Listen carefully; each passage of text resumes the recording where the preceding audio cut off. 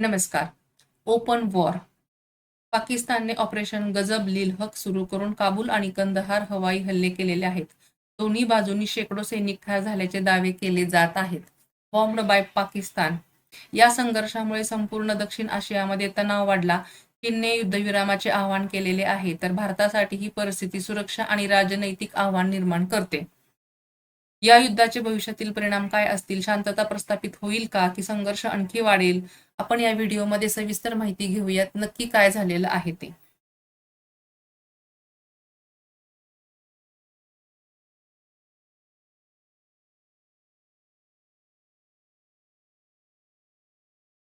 पाकिस्तान विरुद्ध अफगाणिस्तान उघड युद्धाला सुरुवात. दिनांक 27 फेब्रुवारी 2026 रोजी पाकिस्तानी हवाई दलाने अफगाणिस्तानवर हल्ला केलेला आहे. संरक्षण मंत्री ख्वाजा आसिफ यांनी सांगितले की सीमारेषेवर तीव्र संघर्ष सुरू असून काबूल, कंदहार, पक्ती या ठिकाणी स्फोट झालेले आहेत. अनेक लोकांनी आपले जीव गमावले आहेत. पाकिस्तानने हवाई हल्ले करून काबूल आणि कंदहारला लक्ष्य केलेले आहे. बॉम्ब हल्ल्यात हैबतुल्ला अखुंदजादा हा पाकिस्तानचा प्रमुख मारल्याचे वृत्त आहे. मात्र अफगाणिस्तानने याबाबत कोणत्याही प्रकारची पुष्टी केलेली नाही.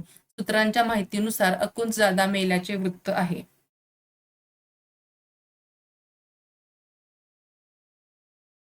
या युद्धात अफगाणिस्तानने केलेल्या बचावात्मक कारवाईमध्ये पाकिस्तानचे F-16 विमान पाडल्याचे समजते.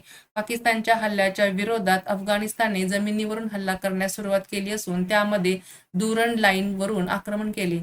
यामध्ये पाकिस्तानने 55 सैनिक ठार झालेले आहेत. ऑपरेशन गजब-लिल हक असे नाव पाकिस्तानने या कारवाईला दिलेले आहे. पाकिस्तानने दावा केला आहे की त्यांनी 274 तालिबान लढवय्यांना ठार केले, तर त्यांच्या 2 सुरक्षा जवानांचा मृत्यू झालेला आहे. दुसरीकडे अफगाण तालिबान यांनी 55 पाकिस्तानी सैनिक ठार झाल्याचा दावा केलेला आहे. पाकिस्तानच्या सैन्याने सांगितले की अफगाण तालिबानने सध्या ड्रोनचा वापर करून ॲबटाबाद, नौशेरा आणि सिबी येथे हल्ल्याचा प्रयत्न केला, परंतु तो हल्ला अयशस्वी झालेला आहे. यामध्ये आणि पाकिस्तानने दावा केल्याप्रमाणे त्यांनी 274 तालिबान लढवय्यांना ठार केलेले आहे आणि अफगाणिस्तानच्या दाव्यानुसार पाकिस्तानी सैनिक 55 सैनिक ठार मारलेले आहेत. म्हणजे एकूणच काय तर युद्धाला जोरदार सुरुवात झालेली आहे. परिस्थिती अत्यंत गंभीर आहे आणि दोन्ही देशांमध्ये तणाव वाढत आहे.